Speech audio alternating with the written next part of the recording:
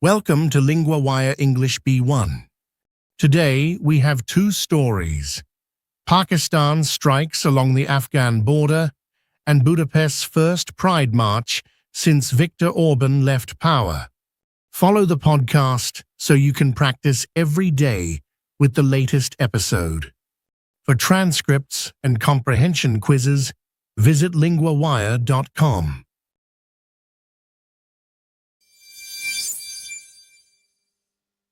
Our first story is from the border between Pakistan and Afghanistan. Adam is our LinguaWire security correspondent. Adam, what is the latest? Pakistan launched airstrikes and sent ground troops into Afghan provinces along its western border on Sunday. Afghan officials say dozens of civilians were killed. Taliban officials told BBC Pashto that at least 100 people were killed or wounded. Pakistan gives a different account. Its information minister Ataullah Tarar said 29 militants were killed in strikes on their hideouts. So the two sides are describing the same strikes in very different ways. Yes, and that is central to the story. Afghanistan's Taliban government says civilian homes were hit. Pakistan says it targeted militant hideouts in Paktia, Paktika, and Kunar provinces. The BBC has not independently confirmed the casualty figures given by either side. What reason did Pakistan give for the strikes? Pakistan said the strikes were a response to recent terrorist attacks against innocent people. For years, Pakistan has accused Afghanistan of allowing terrorists to stay on Afghan soil and then carry out attacks inside Pakistan. The Taliban government rejects that claim. That sounds like a deep trust problem, not just one military incident. What happened to the ceasefire? The two countries agreed to a ceasefire last October after weeks of deadly clashes. But that ceasefire has now fallen apart, like earlier truce deals supported by international mediators. When a ceasefire falls apart, what does that mean for people living near the border? It can mean fear and uncertainty. People may not know whether the next day will bring more strikes or more troops. Border areas are already difficult to control, and a new round of fighting can make daily life much harder. Is there a wider risk here for the region? Yes, Pakistan and Afghanistan are neighbors with a long and difficult border. If both governments continue to blame each other, local violence can grow into a larger political crisis.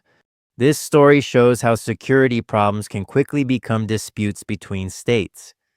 And for listeners following the numbers, what should they remember? They should remember that there are competing claims. Afghanistan's Taliban government says civilians were hit. Pakistan says militants were the target. The full picture is still not clear.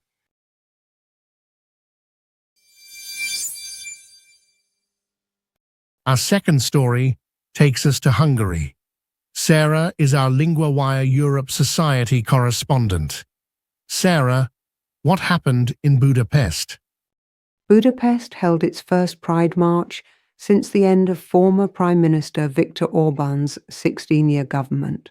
Thousands of people turned out to celebrate in the city. What does Pride usually represent in this context?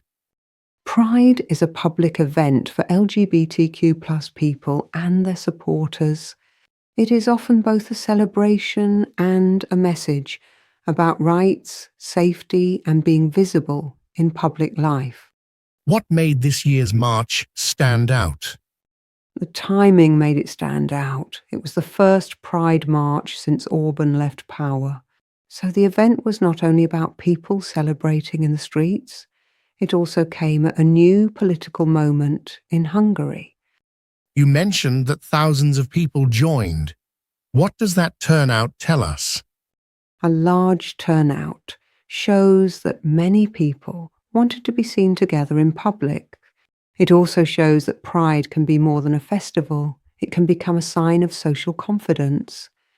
Why can a march like this become politically important? Because public space matters. When people march together, they are saying, "We belong here." In many countries, debates about LGBTQ plus rights are also debates about national identity, family, religion, and freedom. Do we know what will change in Hungary after this march? We should be careful. One march does not prove that laws or attitudes will change quickly, but it does show that people are watching the direction of the country after a long period under one leader. So the meaning is symbolic, but not only symbolic. Exactly. Symbols can affect real life. When people feel able to gather, celebrate, and be seen, that can change the mood of a city. But political and social change often takes longer than one weekend. What should listeners take away from this story? The simple fact is this: thousands joined Budapest's first Pride March since Orban left power. The bigger meaning is that public events can show how a society may be changing, even before all the details are clear.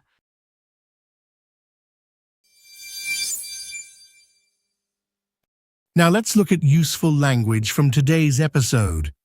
Part 1. 3 expressions from the Budapest story, all useful for talking about public events. First, turn out. When people turn out for an event, they come to it. In the story, thousands of people turned out for Pride. Example: many voters turned out despite the rain. Second, stand out. If something stands out, it is easy to notice because it is special or different. In the story, the timing of the march stood out. Example: her speech stood out because it was clear and honest. Third, public space.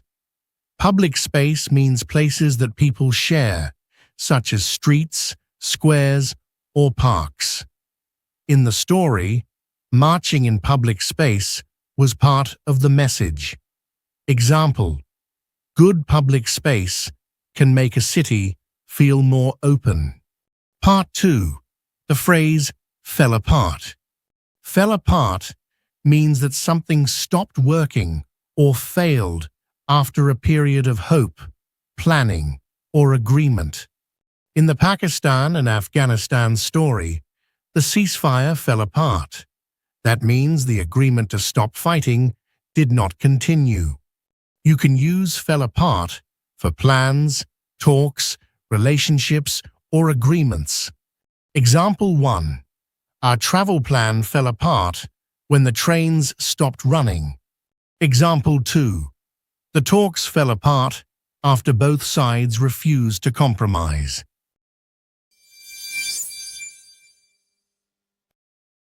Follow LinguaWire for the latest daily episode and build your daily language habit with us.